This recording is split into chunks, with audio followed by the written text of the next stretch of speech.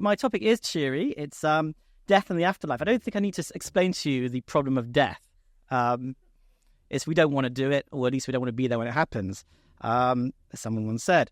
And I'm the perfect person to do this subject because my surname is Bor, which means pit. So that is nominative determinism for you in action. Now, why is this topic relevant other than the problem that I mentioned? Well, Rafi mentioned that I've written about AI, and I'm getting more into this topic as we go along. I'm involved in a number of initiatives, including the Commission of AI and Faith and Civil Society, which is a commission that's been set up to liaise with developers and governments about the question of AI and faith. And so there's a relevance and a link there, because a few weeks ago I saw a film, and it's called Eternal You. And it's basically about AI that's around right now, which allows you to communicate with your deceased loved ones. And it follows various people who've lost people close to them in tragic circumstances, and they encounter chatbots. In one case, it's a chatbot designed on the personality of the person that's been lost. In the most tragic part of the film, there was a woman in Korea who lost, I think, a 7-year-old child, but a studio recreates the avatar of this child, and the mother encounters her wearing a visual goggles and a glove as well, and it's really disturbing to behold, because we know what she doesn't know, and that person is not there. And why is that relevant to this subject?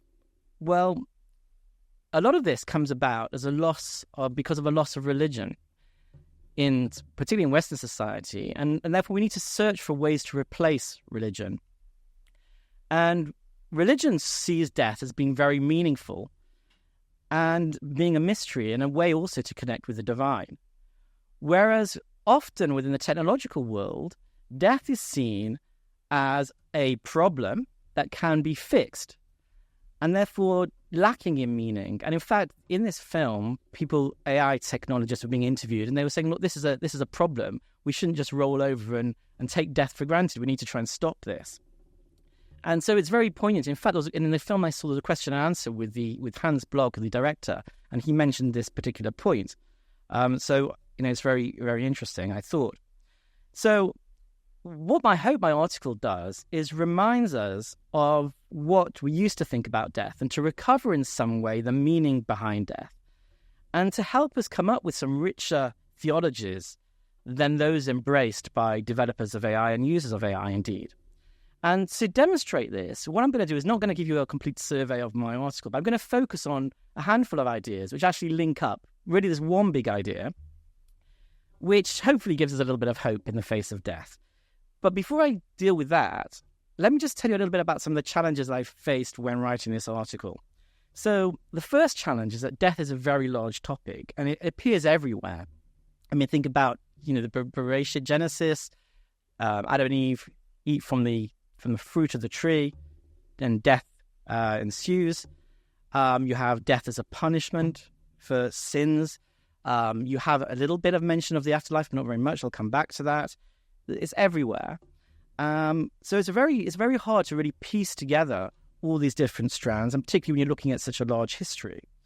The other problem I faced was that there are a number of books which deal with the afterlife, and very often what they just do is really list the different types of views of the afterlife. There's Gehenna, there's hell, there's Olam Haba. What does that term mean? How's that term changed? And various medieval views of heaven and hell, nature of the soul and survival after. But there's just really a parade of different views.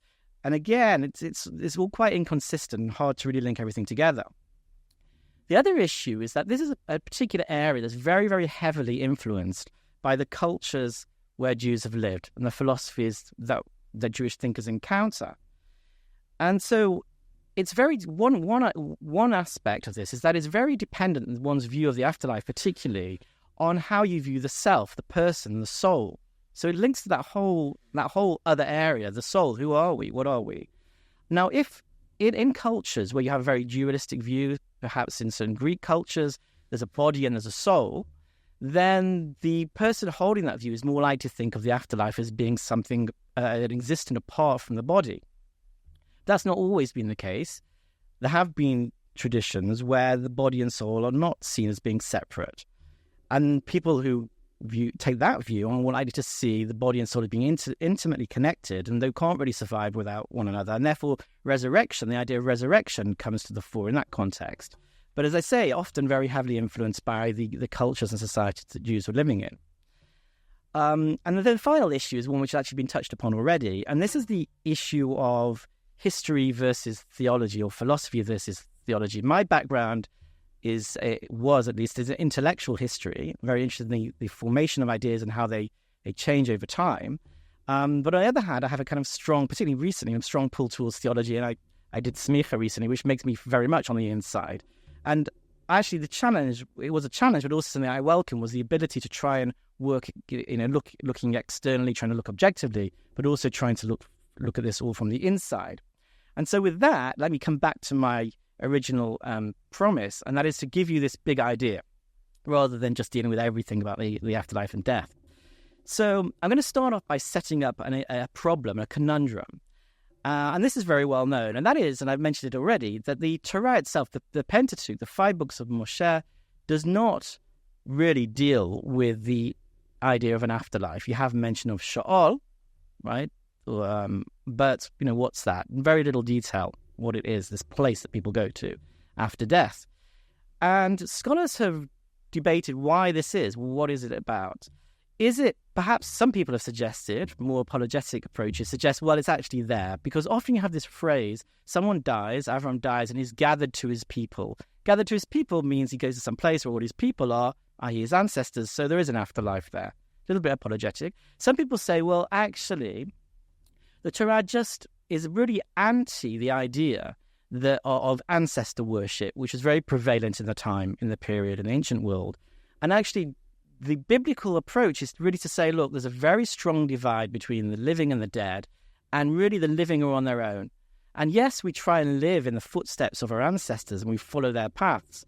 But actually, we don't really want them intruding on our world. Every new age needs a new voice, and that's really what it's about. And I like this idea of this clean break, and so I'm going to use that as a jumping off point for what I'm going to say is a constructive theology. I'm trying to create an idea here, right? And I like the idea that death isn't dealt with in the Torah at all. And I would suggest that actually what we do is focus on what the Torah does point us towards. What it points us towards is B'chata b'chayim, you shall choose life. And actually the entire motivation, the entire drive of the Torah is always to choose life, to move towards life. If someone dies, you touch them, you become tameh, you become impure. You put death away. And Rav Soloveitchik was very keen on this idea. Death is something you don't want to be near. The Kohanim, they must have become impure. The high priest doesn't become impure even for relatives, for close relatives, right? So the most holiest keeps very far from death. And why is that? So here's the crux of this theology that I'm trying to come up with. And that is because actually death and life are really just two different modes of being. Don't think of it as the being here and being somewhere else, but think of it as two essential modes of being. You either are with God and you're living with God or being with God, and then you're alive. Doesn't matter whether you're physically alive or not, but you're with God. And if you're not with God and you're distanced from God, then you're dead. And you can be alive and be dead. I'm going to try and make this view good by sort of trying to trace this kind of idea throughout Jewish tradition. Now, this idea also fits in very nicely with something that's often associated with Judaism, and that is the idea of embodiment. The idea that we reach God through the material world and through our bodies. We're not trying to get out of the world or get out of our bodies. We fulfill the mitzvot, the commandments, with our bodies. So this is very nice, because even when we're with our bodies are ensouled, right? They have a soul, and therefore we can reach God. We can be dead, as it were, be with God, even in our bodies. So it fits in nicely with that. So picking up on this, some of you may have already sort of picked up this, who know this Talmudic statement from Berachot, which says that the wicked, even during their lifetime, are called dead. That's from Berachot, the Talmud. Right? So which fits in nicely with this idea. You can be alive but still be dead. Right? We also have the notion of Shabbat. We often say this. The Shabbat is me'en olam haba. It's a little taste of the world to come. Because when you're with Shabbat, you're with God, you're kind of dead. But you're with God, right? This kind of uses this to prove my point. You also have this lovely idea of the Yeshivat Shalmala, this heavenly Talmudic academy. I love this idea because the Jewish fantasy of the afterlife isn't all about pleasure. It's about learning. We love learning so much that actually when we die, we imagine that we're just learning all the time. But of course, learning is something we can do in this world as well, right? We have the yeshiva down here. And so therefore, when one learns, when one engages in Talmud study and Torah study, then one is also connected to God, and therefore, in my theory, within this state of death or closeness to God.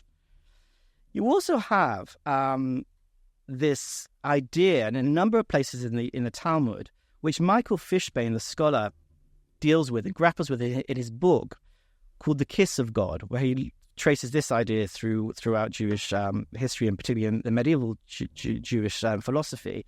There's a few statements in the Talmud which go like this. One of them is in Talmud, in the Talmud in Talmud. He said, "Whoever wants to live should kill himself." It's a very, very shocking and perhaps triggering statement.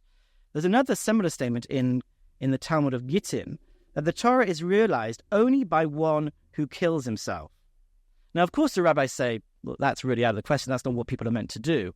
What does it mean? It means to die for God. And what the rabbis do is link this to the Shema. What does the Shema say? We have to worship God with all our heart, with all our mind, v'chol ma'adecha, and all our might, or our possessions. And so therefore, when we live that way, again, with God, through our minds, through our hearts, right, through every aspect of ourselves, hand, heart, and possessions, head, heart, and hand, it's like the way I like to think about it, then we are living with God. Now, there is, as Fishbane points out, a tradition of martyrdom, actual martyrdom, within the Jewish tradition, particularly in times of persecution. Rabbi Akiva, the famous martyr who died with the Shema on his lips. But there's also, as we're aware, a tradition which kind of goes against that and says, actually, you don't really martyr yourself, except for, these three cardinal sins, or in times of complete persecution, there's various exceptions. But on the whole, we don't promote actual martyrdom. But instead, says Fishbane, what some of the rabbis would do is say, but we do have martyrdom in the sense that actually we're meant to give up the self.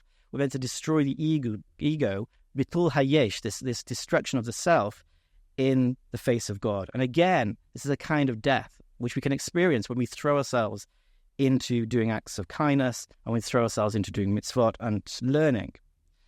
So let me move forward a little bit, right? We're now in the sort of 1200s, and think about Maimonides' view of the afterlife, which is heavily criticized because Maimonides was an elitist in many respects.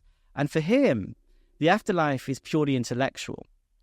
And what he takes the Aristotelian position and refers to God or godliness as the active intellect, right? Purely intellect, right?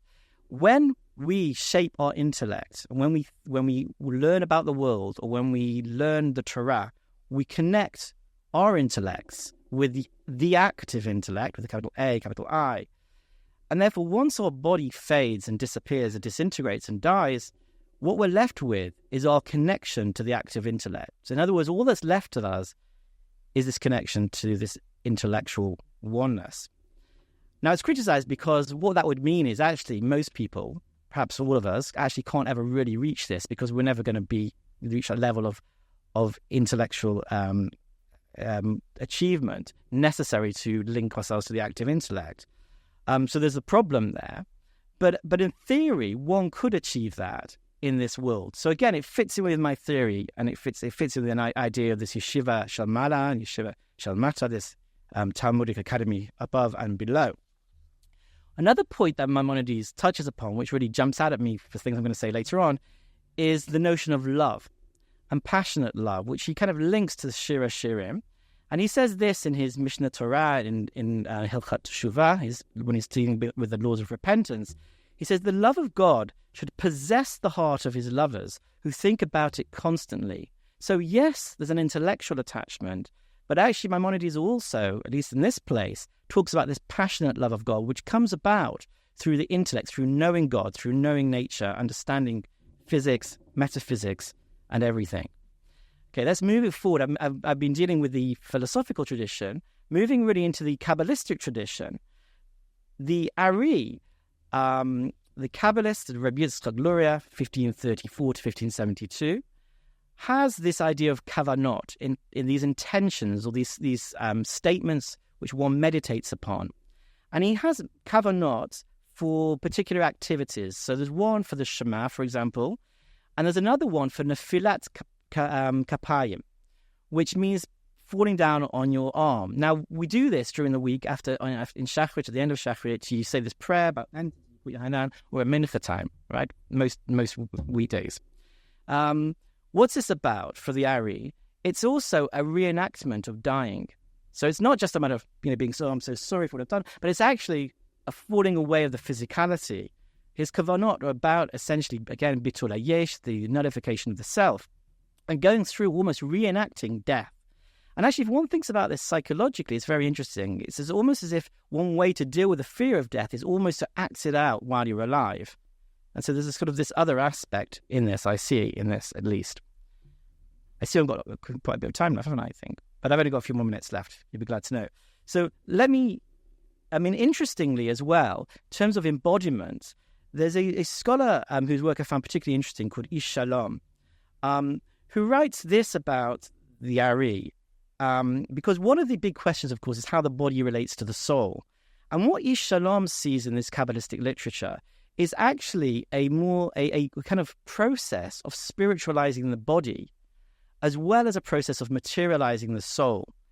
In other words, these two, we tend to think of mysticism as being very dualistic. You have gross matter, and then you have pure soul. But what he seems to suggest, looking at the Dorianic tradition, is that actually what you have is this kind of coming together of the two, which I think is, again, a very powerful idea. And I'll just read you a few lines of what Ish Shalom says. He says, through physical action, the soul develops in two opposite directions. On the one hand, through one's physical deeds, the soul is endowed with transcendent capacities of ascension, right? On the other, one's conduct weaves the fabric of the soul into a more solid and enduring union with the physical body. And the body becomes almost luminescent in this kind of scheme of things. So again, it's a very Jewish approach to this idea of embodied existence. Okay, I'm pushing forward now, I'm kind of giving you a whole sweep of history, and I'm moving into the modern period. And there are three thinkers which really stand out for me and which I deal with in this article. Buber, Soloveitchik, and Rosenzweig, all sort of centering around sort of the German tradition. And within that tradition, death plays a very important part and an important focus of philosophy. One personality which is very important is Heidegger, Martin Heidegger, the Nazi, whose philosophy I really am drawn to. And I'm not the only one, because so, in fact, are some of the people I've mentioned. Soloveitchik, Buber, all these people who went through Berlin would have had to been, if they lived after him, would have had to been acquainted with Heidegger. And Rosenzweig, you're the expert on this, his philosophy, there's a lot of overlap again with Heidegger. I mean, they lived how much Rosenzweig knew of Heidegger, well, we don't know, but they're very similar, and particularly around the subject of death. Because what Heidegger says about death is that actually we all live with death all the time. Because it's one of those things that is truly our own. No one can die for us. And actually, therefore, we have this fear of death. We flee from death. And what Heidegger urges us is to actually face this death. Face it, and therefore find your authenticity through living through this fear. And interestingly, these Jewish philosophers really pick up this idea, or at least mirror this idea, all of them in some way.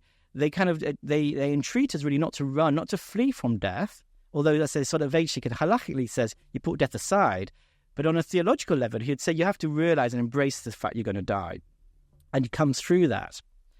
And I think Rosenzweig particularly beautifully links death and comes up to the idea of love, and love really is the place I'm heading to here, because for him, that is the solution to death. And he takes the line, or at least part of the line, in the Song of Songs, Shir HaShirim, Ki aza kamovet ahava, that love is as powerful as death. And he says that's true.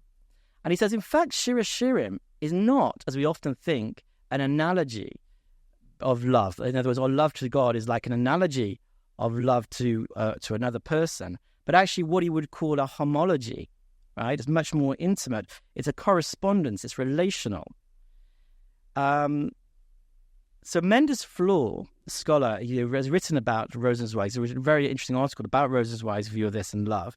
I mean, interestingly, Rosenzweig was having an affair at the time he was writing this, so he was like, really in the thick of it. But this is the way Mendes Floor said. He says, human eros and divine eros are coterminous. They inhabit the same reality. And I think this fits in very nicely with my theory or my theology, my constructive theology about death being just another mode of being. And that is, if one lives with hate in their heart and is distant from God and is not engaging in a particular way or being kind, one is dead. But actually, if one loves, and that love can be taken, in terms of the love between a relationship, with the relationships that we have, all relationships that we have, then one is in connection with God. And that fits in very nicely with Maimonides and a lot of other things that Michael Fishbane have written about. So, bottom line, the answer to death is to love. That's what I'm going to say, I think. Thank you so much.